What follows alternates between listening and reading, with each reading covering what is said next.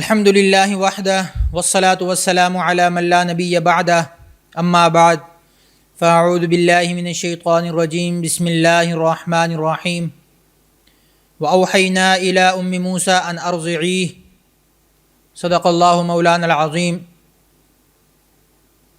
محترم ناظرین کرام، السلام علیکم ورحمۃ اللہ وبرکاتہ۔ الحمدللہ آج رمضان المبارک کا 18واں روزہ ہے اور پیام قرآن کے حوالے سے ہم آج 20ویں اور 21ویں پارے کی صورتوں کے مختلف مضامین کو ذکر کریں گے۔ آج کی ہماری جو پہلی صورت ہے سورۃ القصص۔ قصص عربی کے اندر قصے کی جمع ہے۔ قصہ کہتے ہیں کسی کہانی کو، نیریشن کو، کسی واقعے کو۔ تو چونکہ سورت کے اندر عمومی طور پر مختلف قوموں کے قصوں کا ذکر کیا گیا، اس وجہ سے سورت کا نام قصص رکھا گیا۔ مکی سورت ہے اور اس سورت کے اندر اللہ رب العزت نے سب سے پہلے تو یہ بتایا کہ اللہ رب العزت جب کوئی وعدہ فرماتے ہیں، کسی بات کا عہد کرتے ہیں تو اس کو ہر حال میں پورا کرتے ہیں۔ اس کے بعد اللہ رب العزت نے موسیٰ علیہ السلام کے واقعے کو ذکر فرمایا کہ کیسے ان کی پیدائش ہوئی اور پھر فرعون کے محل میں ان کی نشو و نما ہوئی، ان کی ماں نے ان کو دودھ پلایا اور پھر کیسے ان کے آگے سارے واقعات چلتے گئے۔ اور پھر نبی کریم صلی اللہ علیہ وسلم کے کچھ واقعات کو ذکر فرمایا۔ ان دونوں واقعات کو، دونوں انبیاء علیہ السلام کے واقعات کو اکٹھا ذکر فرمانے سے ایک مطلب یہ بھی نکلتا ہے کہ ان دونوں حضرات انبیاء علیہ السلام کے واقعات میں مشابہت موجود ہے۔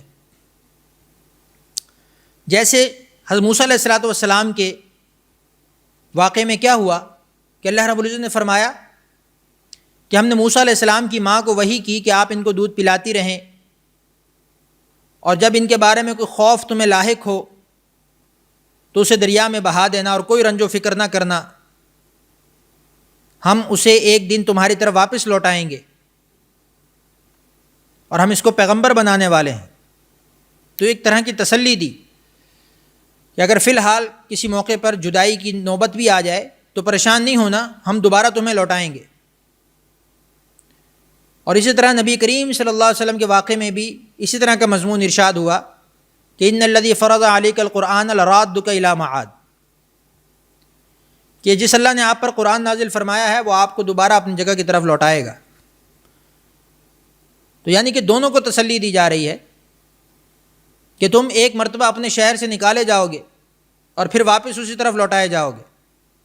تو اس واقعے میں بھی مشابہت موجود ہے۔ اور اس طرح حضرت موسیٰ علیہ السلام جس طرح اپنی قوم سے 10 سال جدا رہے، تو ہمارے پیارے نبی حضرت محمد مصطفیٰ صلی اللہ علیہ وسلم بھی اپنی قوم سے 10 سال جدا رہے۔ اور جس طرح موسیٰ علیہ السلام نے اپنی قوم سے چھپ کر اپنے شہر سے ہجرت کی، اپنے ملک سے ہجرت کی، ایسے ہی نبی کریم صلی اللہ علیہ وسلم نے بھی اپنی قوم سے چھپ کر ہجرت کی۔ اور جس طرح اللہ رب العزت نے موسیٰ علیہ السلام کو دوبارہ اپنی قوم کے ساتھ ملوایا تو دوبارہ اپنے شہر میں لے کر آئے، اپنے لوگوں میں لے کر آئے، اسی طرح نبی کریم علیہ السلام کو بھی 10 سال کے بعد دوبارہ مکہ میں آنے کا شرف حاصل ہوا اور دوبارہ اپنی قوم میں آئے، اپنے شہر میں آئے۔ تو اس اعتبار سے ان دونوں حضرات انبیاء علیہ السلام میں مشابہت موجود ہے۔ پھر اس صورت کے اندر اللہ رب العزت نے پھر سے موسیٰ علیہ السلام اور فرعون کے قصے کو ذکر فرمایا اور کس طرح سے فرعون نے زمین میں فساد مچایا اور اپنی قوم کے لوگوں کو تنگ کیا۔ یہ سارے واقعے اللہ رب العزت نے دوبارہ اس صورت کے اندر دہرایا۔ حقیقت میں اس واقعات کو دہرانے کا مقصد کیا ہے کہ اللہ رب العزت اپنی اس نعمت کو تم پر جتائے، بتائے کہ کیسے تمہیں تمہارے فرعون نے، تمہارے بندے نے تمہیں یہاں سے نکالا، اپنی اس سے نکالا، اپنے شہر سے نکالا، اور پھر اللہ رب العزت نے تم پر انعام فرمایا اور تمہیں اس سے نجات عطا فرمائی۔ تو یہ وہ انعام اللہ رب العزت بتا رہے ہیں کہ جب بھی تمہارے اوپر مشکل آئے گی تو میں تمہیں نکالوں گا، لیکن اس کے بدلے میں تمہیں کیا کرنا ہے؟ کیا تم نے بنی اسرائیل کی طرح ناشکری کرنی ہے کہ میں نے جب ان کو نجات دی تو پھر وہ اپنی خواہشات کی پیروی میں لگ گئے؟ میں نے ان کو جنت سے کھانے کھلائے، لیکن اس کے باوجود انہوں نے میری ذات کو پہچاننے سے، ماننے سے انکار کیا، اور پھر سامری کے پیچھے لگ گئے، اس بت کے پیچھے لگ گئے جس کی طرف شیطان نے ان کو لگایا۔ تو کیا اللہ کی طرف سے رحمت اور فضل کا یہی تقاضا ہے کہ اس کے کرم اور احسان کا یہ بدلہ دیا جائے؟ تو یہ چیز ہمیں سکھائی گئی۔ اور پھر فرعون نے جو تکذیب کی تھی اور اس نے جو سرکشی کی تھی، اس کے انجام کا تذکرہ ہوا کہ جب فرعون کی اور موسیٰ علیہ السلام کی آپس میں مٹ بھیڑ ہوئی تو موسیٰ علیہ السلام اپنی قوم کو لے کر آگے چلے، اور جب دریا آیا تو اللہ کے حکم سے اس کے اندر راستے بن گئے، اور موسیٰ علیہ السلام اپنی قوم کو لے کر نکل گئے۔ لیکن جب فرعون اور اس کا لشکر اس دریا کے اندر داخل ہوا تو اللہ کی قدرت سے وہ راستے ختم ہو گئے، بند ہو گئے، اور پانی آپس میں مل گیا، اور فرعون کو اللہ رب العزت نے اس کی سرکشی اور اس کے غرور سمیت پانی میں غرق کیا۔ اگرچہ اس وقت اس نے توبہ کرنے کی کوشش کی، اس نے یہ اعتراف کرنے کی کوشش کی کہ میں غلط تھا، میں اب ایمان لاتا ہوں موسیٰ اور اس کے رب پر، لیکن اللہ رب العزت نے فرمایا کہ اس وقت کی توبہ قبول نہیں، کہ جو مرتے وقت ہو، جب اس کو سب کچھ نظر آ رہا ہے کہ اب تو میرا حساب کتاب ہونے والا ہے، اب تو میرا سب کچھ ختم ہو رہا ہے، تو اس وقت کی توبہ قبول نہیں ہے۔ توبہ اس وقت تک قبول ہے جب تک انسان کے ہاتھ پاؤں چل رہے ہیں، اس کے سامنے امتحان کے دونوں راستے قائم ہیں، نیکی اور بدی کے دونوں راستوں پر اس کے چلنے کا امکان برابر ہے۔ جب تک وہ امتحان اور آزمائش کی وہ بنیاد باقی ہے تب تک توبہ قبول ہے۔ جب یہ طے ہو گیا کہ اب تو سب کچھ ختم ہے، اب تو نہ میں اپنی خواہش کے راستے پر چل سکتا ہوں، نہ گناہ کے راستے پر چل سکتا ہوں، اب تو ہمت طاقت ہی نہیں رہی، اور اب تو بس کچھ ہی پل ہیں کہ میں اس دنیا کو چھوڑ جاؤں گا، تو وہ امتحان اور آزمائش والا وہ جو میدان تھا وہ ختم ہو گیا، اس لیے اب توبہ بھی قبول نہیں ہوگی۔ تو اس لیے ہمیں چاہیے کہ جس وقت ابھی ہم موجود ہیں، جس بھی حالت میں ہیں، جیسی بھی کنڈیشن میں ہیں، سب سے پہلے اپنے پچھلے گناہوں سے توبہ کریں۔ یہی موقع ہے، یہی وقت ہے۔ انسان یہ سوچتا ہے کہ میں موت سے پہلے توبہ کر لوں گا، لیکن اس کو توبہ کرنے سے پہلے موت آ جاتی ہے۔ تو ہم نے اس بات کا خیال رکھنا ہے کہ موت کا کچھ پتہ نہیں کس وقت آ جائے، تو اس لیے فوراً اپنے آپ کو ہر گھڑی اسی حال میں رکھیں کہ ہمارے گناہ معاف ہوئے ہوئے ہوں، توبہ اور استغفار سے ہمارا میزان بھرا ہوا ہو، ہم ہر وقت اپنے آپ کو اللہ رب العزت سے ملاقات کے لیے تیار رکھیں کہ کسی بھی وقت بلاوا آ جائے تو ہم تیار ہوں۔ جیسے ایک بزرگ کے بارے میں آتا ہے کہ وہ کہتے تھے ہر رات کو کہ اب اگر میری اللہ سے ملاقات ہو جائے تو مجھے کوئی پشیمانی نہیں، کیونکہ نہ میں نے کسی کا حق دینا ہے اور نہ ہی میرا کوئی ایسا گناہ ہے جس کی میں نے توبہ نہ کر لی ہو۔ تو اپنے آپ کو اس طریقے سے ہر وقت تیار رکھنا یہ ہر مومن کی ذمہ داری۔ تو اس طرح کے واقعات سے ہمیں یہی اسباق سیکھنے کو ملتے ہیں۔ یہ کوئی قصے کہانی نہیں ہے۔ قرآن نے جتنے بھی قصے کہانی بیان کیے ہیں، یہ قصہ برائے قصہ نہیں ہوتا، یہ صرف چٹخارے لینے کے لیے یا مزے لینے کے لیے کہانیاں نہیں ہیں، بلکہ ہر لفظ سے ہمیں بہت کچھ سیکھنے کو ملتا ہے۔ شرط صرف یہ ہے کہ ہم اپنے سیکھنے والا دامن کھول کر رکھیں اپنے سمجھ بوجھ والا جو دماغ ہے اس کو کھول کر اس کو پڑھیں تو پھر ہمیں ایک ایک لفظ سے وہ عبرت حاصل ہوگی، وہ سمجھ حاصل ہوگی کہ جو قرآن کا تقاضا ہے۔ اس کے بعد اللہ رب العزت نے آگے اہل کتاب میں سے ان لوگوں کا تذکرہ فرمایا جو ایمان لائے، اور ان کی جزا اور صفات کا ذکر فرمایا کہ مومن کون ہوتا ہے، ایمان والا کون ہوتا ہے، جو اللہ رب العزت کی ذات کو، اس کی صفات کو، اس کے احکامات کو، اس کی طرف سے بھیجے گئے انبیاء علیہ الصلوۃ والسلام کو، ملائکہ کو، پہلے بھیجے گئے رسولوں اور ان پر اتاری گئی کتابوں کو، اور روز آخرت کو، مرنے کے بعد بھی ایک زندگی ہے اس کو بعین ہی ایسا سمجھے جیسا کہ وہ اس کے سامنے ہے، یعنی اس لیول پر ایمان لے کر آئے۔ ایمان کا تعلق دل کے ساتھ ہوتا ہے، اگرچہ دنیاوی اعتبار سے ہمارا مشاہدہ، ہماری آنکھوں دیکھی چیز، کانوں سے سنی ہوئی چیز وہ زیادہ واضح ہوتی ہے بنسبت غیب پر ایمان لانے کے، لیکن ہمیں جو حکم دیا گیا ہے کہ ہمارا ایمان اس درجے کا ہو کہ گویا کہ ہم مشاہدہ کر رہے ہیں، گویا کہ اپنے کانوں سے سن رہے ہیں، اس درجے کا جب ایمان ہوگا تب ہمارے اعمال سارے کے سارے سیدھے ہوں گے۔ آج ہم یہ جو سمجھتے ہیں کہ ہم سے نماز نہیں پڑھی جاتی، روزہ نہیں رکھا جاتا، لیکن دنیا کے باقی سب کام ہوتے ہیں، مشقت میں، بیماری میں، تکلیف میں، ہم لوگ اپنے کام سے چھٹی نہیں کرتے، کاروبار سے چھٹی نہیں کرتے، باس کا ڈنڈا سر پہ ہو تو جاب سے چھٹی نہیں کرتے، اس وقت سب تکلیفیں برداشت ہوتی ہیں۔ کیوں؟ اس لیے کہ ان ساری تکالیف کے نتیجے میں جو انعام حاصل ہونا ہے، جو فوائد حاصل ہونے ہیں، وہ ہماری آنکھوں کے سامنے ہیں، وہ دیکھے ہوئے ہیں، اس لیے ان پر ایمان زیادہ ہے۔ لیکن ان ساری تکلیفوں کے اندر نماز پڑھنا، روزہ رکھنا، اللہ کے احکامات کو پورا کرنا، اس پر جو اجر اور ثواب ہے، اس پر جو وعدے اور وعید ہے، اس پر ہمارا ایمان اس درجے کا نہیں جس درجے کا ہونا چاہیے، یا جس درجے کا دنیاوی اسباب پر ہے۔ اس وجہ سے ہمارے دنیاوی اور دینی معاملات میں جو فرق ہے وہ واضح طور پہ نظر آتا ہے۔ تو اس لیے اپنے ایمان کو اس درجے تک لے کر جانا یہ قرآن کا تقاضا، یہ قرآن ہم سے تقاضا کرتا ہے۔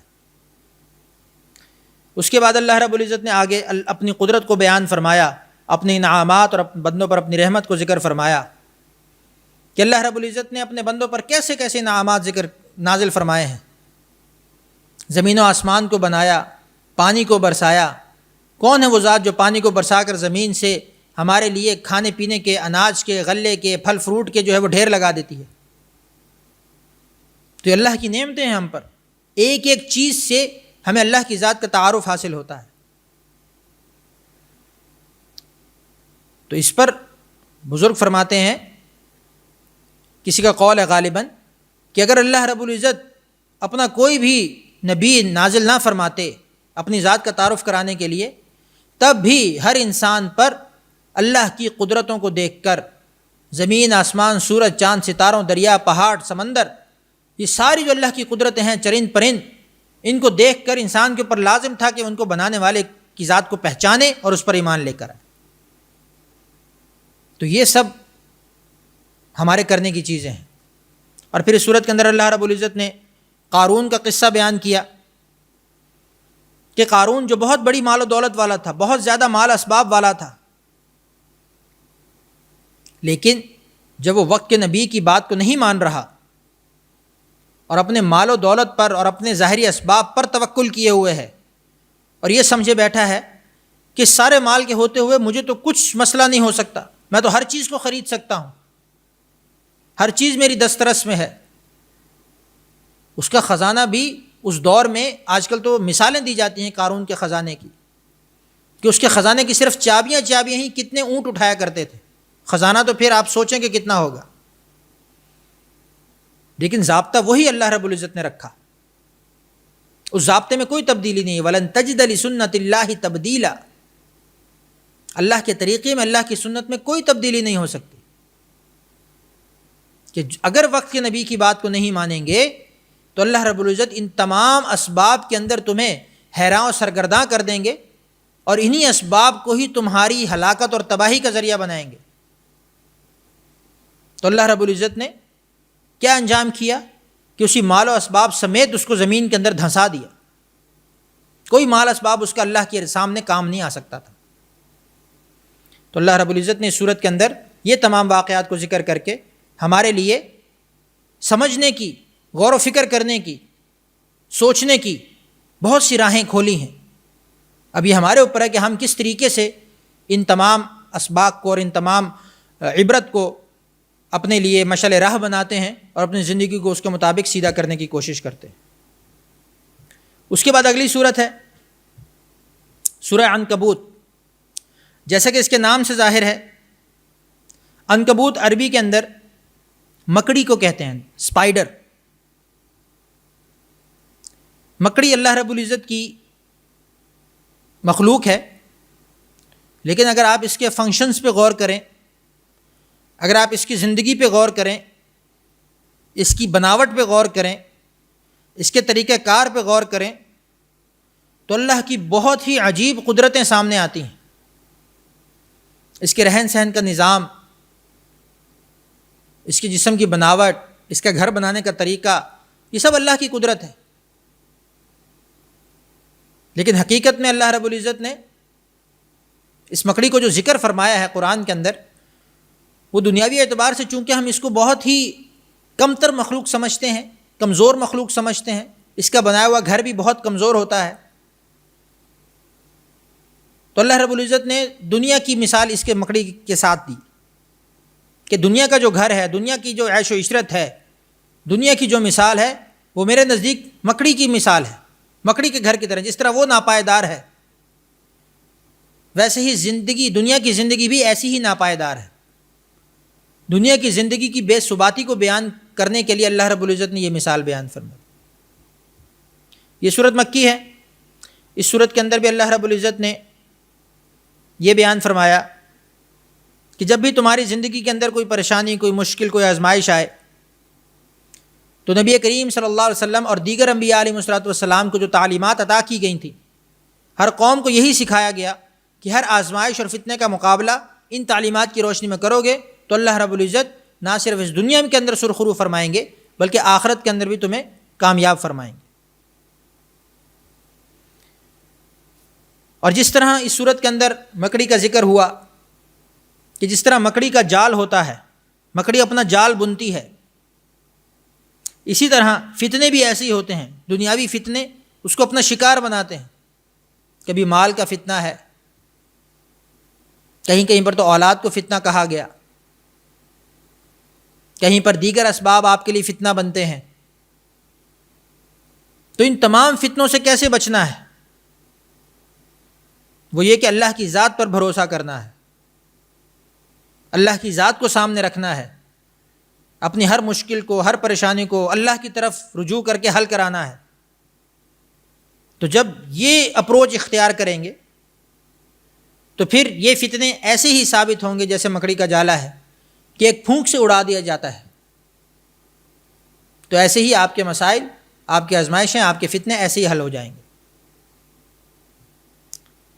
اور سورت کے اختتام پر بھی اللہ رب العزت نے یہی فرمایا کہ جو فتنوں میں صبر کے ساتھ ڈٹے رہتے ہیں، والذین جاہدوا فینا لنہدینہم سبلنا، کہ جو ہمارے راستے میں کوشش کرتا ہے، جو ہمارے پاس آنے کے لیے جد و جہد کرتا ہے، مشقت اٹھاتا ہے، لنہدینہم سبلنا، ہم اس کے لیے راہیں کھول دیتے ہیں، کئی راستے بنا دیتے ہیں۔ انسان کوشش تو کرے۔ اللہ تعالیٰ فرماتے ہیں میں نیکی کرنے والوں کے ساتھ ہوں۔ اس ساتھ کا اندازہ تو لگائیں کہ اس ساتھ کا مطلب کیا ہے۔ آج کوئی چھوٹا موٹا دنیا کا وزیر مشیر ہمارے ساتھ ہو، دوست ہو، تو ہم فخر سے پھولے نہیں سماتے کہ ہمارے کوئی بھی کام ہوں گے فوراً ہو جائیں گے، فلانا میرا دوست ہے، میرے ساتھ ہے۔ تو جس کے ساتھ اللہ رب العزت یہ وعدہ کر لیں گے میں اس کے ساتھ ہوں، تو پھر بتائیں اس کے کام کن بنیادوں پر حل ہوں گے؟ تو اللہ فرماتے ہیں کہ جو ہماری طرف آنے کے لیے محنت کوشش کرے، مجھے پانے کے لیے جد و جہد کرے، میری طرف آنے کے لیے مشقت اٹھائے، تو میں اس کے لیے ایک نہیں کئی راستے کھول دوں گا۔ تو یہ وہ توکل اور یہ وہ بھروسہ ہے اللہ کی ذات پر جو اللہ ہمیں سکھانا چاہتے ہیں۔ اس طرح اگلی صورت ہے سورۃ الروم۔ سورۃ الروم کے اندر اللہ رب العزت نے فرمایا الف لام میم غلبت الروم، کہ روم کو مغلوب کر دیا گیا۔ اب یہاں پر گویا کہ اللہ رب العزت ایک خوشخبری کی طرف اشارہ فرما رہے ہیں، پیشن گوئی فرما رہے ہیں کہ ان قریب روم کی پہلے حکومت آئے گی اور پھر روم مغلوب ہوگا، اور روم جب مغلوب ہوگا تو پھر مسلمانوں کو فتح حاصل ہوگی۔ تو یہاں پر اللہ رب العزت نے گویا کہ مسلمانوں کو فتح کی پیشن گوئی فرمائی، اور اس صورت کے اندر اللہ رب العزت نے یہ فرمایا کہ جب بھی حق و باطل میں تصادم ہوگا، جب بھی حق و باطل میں مقابلہ ہوگا، تو جو حق ہوگا اللہ رب العزت اس کو غلبہ عطا فرمائیں گے۔ اور پھر آگے جا کر اللہ رب العزت اپنی نشانیوں میں غور و فکر کی دعوت دے رہے ہیں کہ یہ ساری میری نشانیاں ہیں، کہ جتنی میری نشانیاں میں نے تمہیں عطا کی ہیں، اللہ یبدأ الخلق ثم یعیدہ ثم الیہ ترجعون، یہ اللہ کی نشانی ہے۔ تو جب ہم اس میں غور و فکر کریں گے، اس کے اندر اپنے دماغ کو کھپائیں گے، تو ہمیں اللہ کی ذات کا تعارف حاصل ہوگا۔ اور پھر آگے تسبیح کرنا سکھایا، فسبحان اللہ حین تمسون وحین تصبحون، کہ صبح و شام تم تسبیح بیان کرو اللہ رب العزت کی۔ مفسرین فرماتے ہیں کہ یہاں تسبیح سے مراد اللہ کا ذکر اور نماز ہے۔ تو صبح و شام کی نمازیں، پورے دن کی نمازوں کا حکم دیا گیا۔ اس طرح جو باقی نشانیں ذکر کی، وَمِنْ آیَاتِهِ أَن تَقُومَ السَّمَاءُ وَالْأَرْضُ بِأَمْرِهِ وَلَهُ مَنْ فِي السَّمَاوَاتِ وَالْأَرْضِ وَهُوَ الَّذِي يَبْدَأُ الْخَلْقَ ثُمَّ يُعِيدُهُ، یہ تمام نشانیاں بیان فرمائیں۔ وَمِنْ آیَاتِهِ يُرِيكُمُ الْبَرْقَ خَوْفًا وَطَمَعًا فَيُحْيِي بِهِ الْأَرْضَ بَعْدَ مَوْتِهَا وَمِنْ آیَاتِهِ مَنَامُكُمْ بِاللَّيْلِ وَالنَّهَارِ، کہ اللہ رب العزت نے دن اور رات کا نظام چلایا، اور بجلی کڑکا کے بادل کو برسا کر زمین میں پانی برسایا، اور اس سے غلے اور اناج کو اگایا۔ تو یہ ساری کی ساری اللہ کی نشانیاں ہیں۔ ان نشانیوں کو بیان کرنے کا مقصد یہ ہے کہ تم اللہ کی ذات کو پہچانو۔ اور پھر اسی طرح آگے اللہ رب العزت نے فارس اور روم کے متعلق مختلف خبروں کو بیان کیا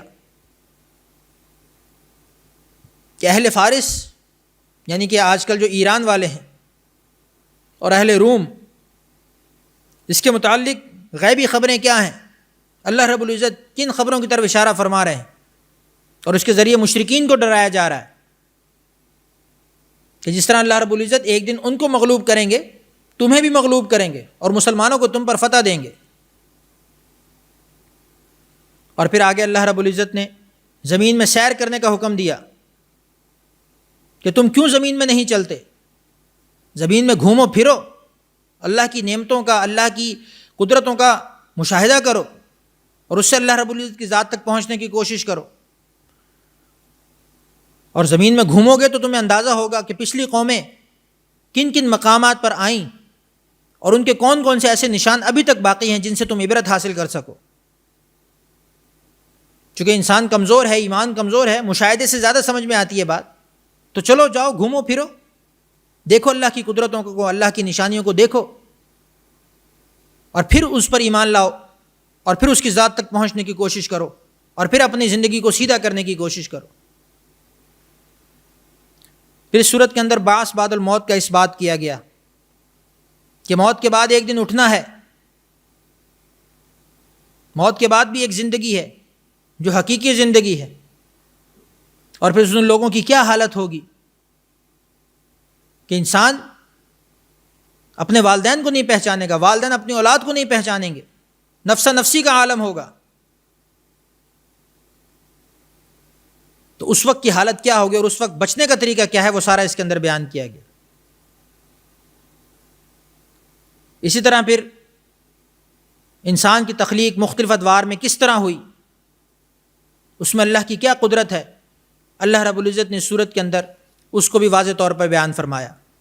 اس کے بعد اگلی سورت سورہ لقمان، اس کے اندر بہت اہم مضامین ذکر کیے گئے، جیسا کہ اس کے نام سے ظاہر ہے۔ لقمان علیہ الصلوۃ والسلام، بعض لوگ کہتے ہیں یہ نبی تھے، بعض لوگ کہتے ہیں کہ یہ حکیم تھے، بعض لوگ کہتے ہیں کہ یہ بس اللہ کے نیک بندے تھے۔ تو ان کو قرآن میں ذکر فرمانے کا مقصد ایک تو یہ سمجھ میں آتا ہے کہ یہ بہت ہی برگزیدہ شخصیت ہے، یہ تو طے ہے، اس لیے اللہ رب العزت نے ان کا قرآن میں ذکر فرمایا۔ اور ان کی جو اپنے بیٹے کو نصیحتیں ہیں وہ ہم سب کے سیکھنے کے لیے ہیں، وہ پوری امت کو بتانے کے لیے اللہ رب العزت نے قرآن میں ان کا تذکرہ فرمایا کہ کتنی اہم نصیحتیں ہیں۔ سورت کے شروع کے اندر تو اللہ رب العزت نے مومنین کی صفات کو بیان فرمایا، الذین یقیمون الصلاۃ ویؤتون الزکاۃ وہم بالآخرۃ ہم یوقنون اولئک علی ھدی من ربہم کے ساتھ پھر ان کا نتیجہ ذکر فرمایا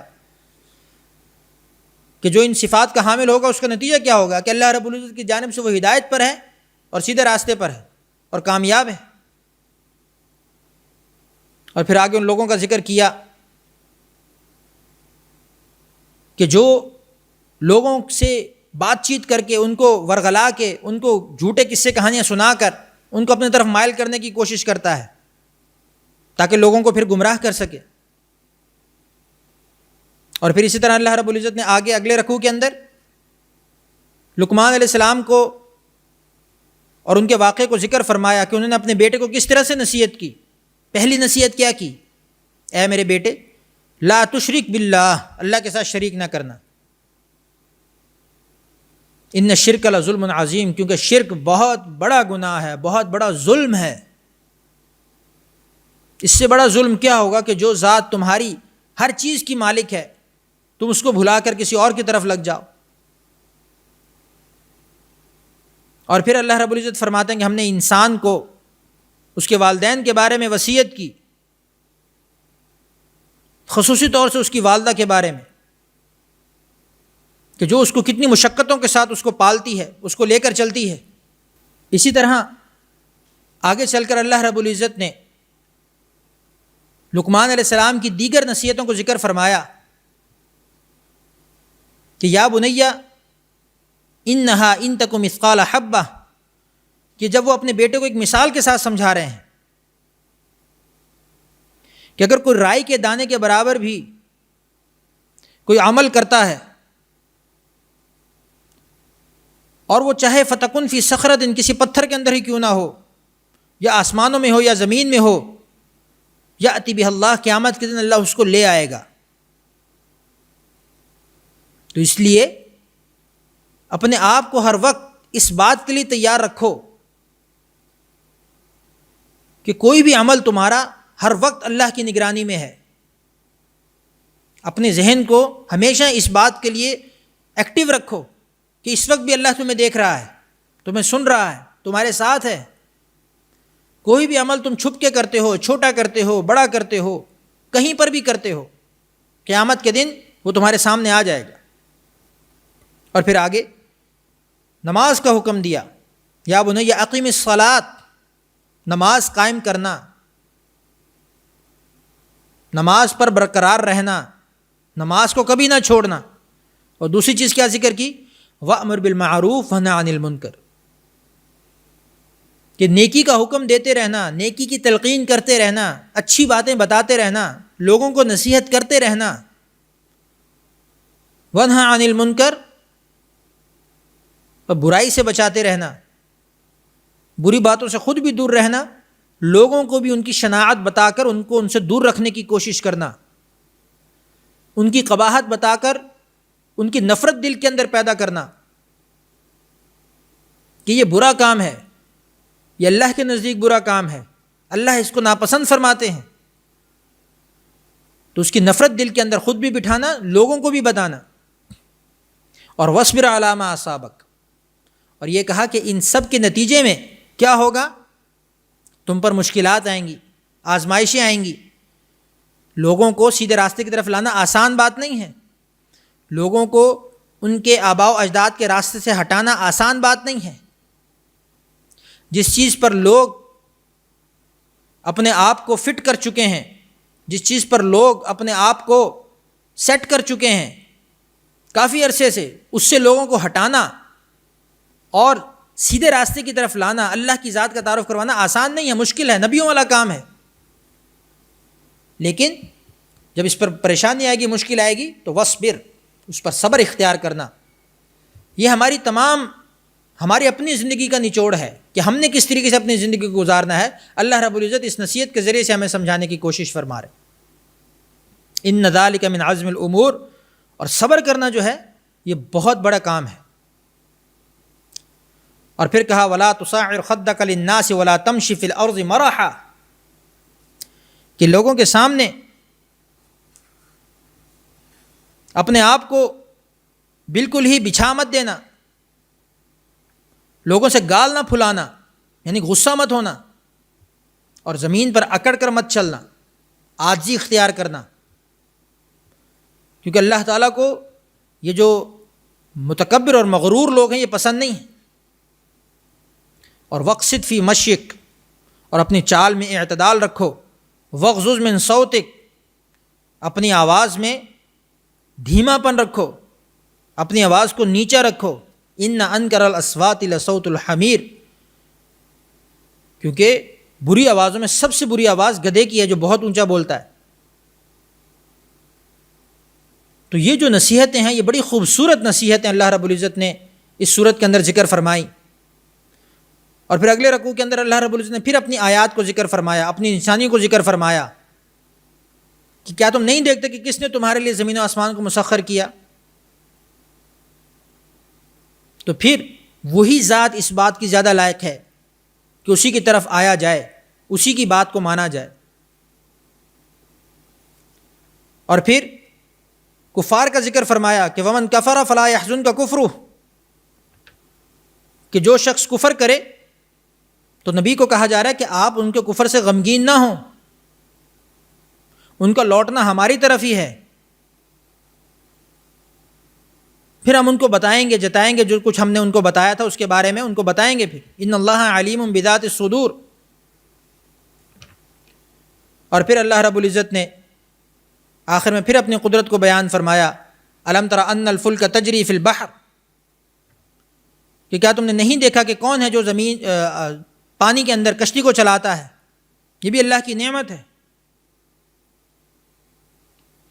اور پھر آخر کے اندر اللہ رب العزت نے 5 ایسی چیزوں کو ذکر فرمایا کہ جن کا تعلق صرف اللہ رب العزت کے علم کے ساتھ ہے، کوئی نہیں جانتا کہ وہ کب ہوں گی، کیسے ہوں گی. ان اللہ عندہ علم الساعہ، پہلی چیز قیامت کا علم، کہ اللہ جانتا ہے قیامت کب آئے گی. وینزل الغیث، اور بارش کب برسے گی. کیونکہ قیامت کے بارے میں تو حدیث جبرائیل کے اندر جب آپ علیہ السلام سے سوال کیا گیا تو اللہ کے نبی نے کیا فرمایا کہ میں بھی اتنا ہی جانتا ہوں جتنا سائل جانتا ہے، سائل سے زیادہ میں بھی نہیں جانتا. تو یہ اللہ کے پاس ہے اس کا علم قیامت کب آئے گی. دوسرے نمبر پہ بارش کب ہوگی. تیسرے نمبر پہ وَيَعْلَمُ مَا فِي الْأَرْحَامِ، ماں کے پیٹ میں کیا ہے، بچہ ہے بچی ہے کیا ہے، یہ بھی اللہ کے علم میں ہے. آج کل اگرچہ ٹیکنالوجی آ گئی ہے، پتہ چل جاتا ہے کون ہے، لیکن پھر بھی اس حقیقت تک رسائی نہیں کہ اس کی کیا حالت ہے. اور جتنی بھی رسائی ممکن ہے وہ اللہ رب العزت کی جانب سے عطا کردہ علم پر ہی، لیکن پھر بھی جب تک وہ پیدا نہیں ہو جاتا تب تک آپ اس کی 100% گارنٹی کوئی بھی نہیں دے سکتا کہ وہ کس حیثیت میں ہے، کس حالت میں ہے. وما تدری نفس ماذا تکسب غدا، اور اس بات کا علم بھی اللہ کے پاس ہے کہ کوئی بھی نفس کل کو کیا کام کرے گا. مستقبل کا علم، جتنے بھی آج کل اپنے آپ کو نجومی بتاتے ہیں، مستقبل کا علم رکھنے والا بتاتے ہیں، ہاتھوں کی لکیروں سے پتہ نہیں کیا کچھ نکالنے کی کوشش کرتے ہیں، یہ سب دھوکہ اور فراڈ ہے. اللہ رب العزت جانتے ہیں صرف کہ کل کو کیا ہونے والا ہے. وما تدری نفس بأی ارض تموت، اور پانچویں چیز کہ کوئی بھی نفس یہ نہیں جانتا کہ اس کو کس سرزمین میں موت آئے گی، کہاں پر وہ اس کی موت ہوگی، کہاں وہ مرے گا، کس وقت مرے گا، کسی کو نہیں پتہ۔ تو یہ 5 علوم اللہ رب العزت نے ذکر فرما کر اپنی قدرت کا اظہار فرما کر اس صورت کا اختتام فرمایا۔ تو ہمارے کرنے کا کام کیا ہے کہ ہم ان تمام قدرتوں کو سامنے رکھیں، ان تمام نعمتوں کو سامنے رکھیں، اور پھر خود تجزیہ کریں کہ ہمارے کرنے کا کام کیا ہے، اب ہم نے کیا کرنا ہے۔ یہ سارے نعمتیں تو ہو گئی ہمارے لیے، اب ہمارے کرنے کا کام کیا ہے، وہ اس ماہ رمضان میں ہم نے سیکھنا ہے۔ یہ اس ماہ مبارک کا بہت اہم اور بہت ہی ضروری کام ہے کہ ہم اپنے آپ کا محاسبہ کریں، اپنے آپ کو دیکھیں، جانچیں کہ ہم اللہ کی تمام نعمتوں اور قدرتوں کے مقابلے میں ہماری طرف سے کیا ہو رہا ہے۔ تو ہم اپنے آپ کو اس لیول پر تیار کریں۔ اللہ رب العزت سے دعا ہے کہ اللہ رب العزت اس ماہ مبارک کے تمام تقاضوں کو احسن طریقے پر پورا کرنے کی توفیق عطا فرمائے۔ وآخر دعوانا ان الحمد للہ رب العالمین۔